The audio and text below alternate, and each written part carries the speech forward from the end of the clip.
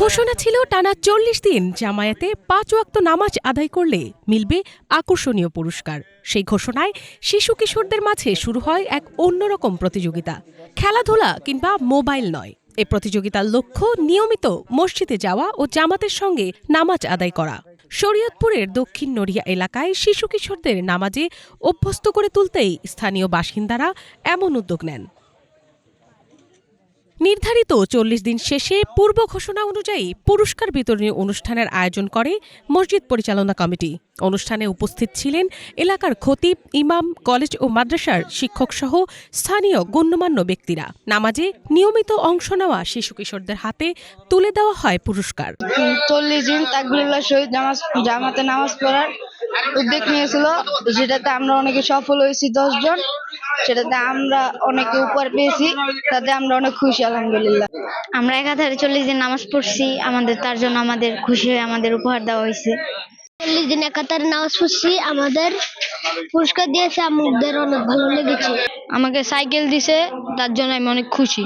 শরীয়তপুরের নড়িয়া পৌরসভার দক্ষিণ নড়িয়া এলাকার যুবকদের উদ্যোগে শুক্রবার জুমার নামাজের পর শিশু কিশোরদের হাতে এসব উপহার তুলে দেওয়া হয়।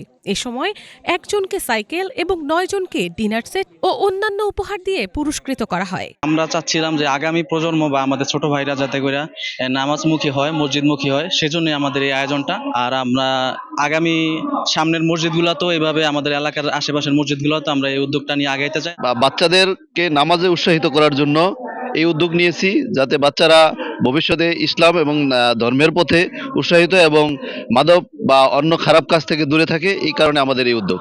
এলাকাবাসীদের মতে এমন উদ্যোগ প্রতিটি গ্রামে নেওয়া হলে শিশু কিশোররা নামাজে আরও উৎসাহিত হবে এবং সমাজ থেকে কিশোর গ্যাং সহ নানা সামাজিক অপরাধ ধীরে ধীরে কমে আসবে।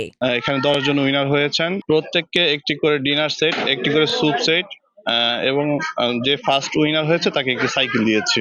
ধারাবাহিকভাবে ইনশাআল্লাহ আমাদের সামর্থ্য অনুযায়ী আমরা ১০ জনকে পুরস্কার দিয়েছি।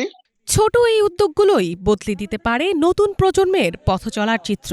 নিয়মিত নামাজ অভ্যাসে গড়ে ওঠা এই শিশু কিশোররাই হতে পারে আগামী দিনের আলোকিত সমাজের ভরসা, এমনটাই মনে করেন স্থানীয়রা। Bangla vision news desk.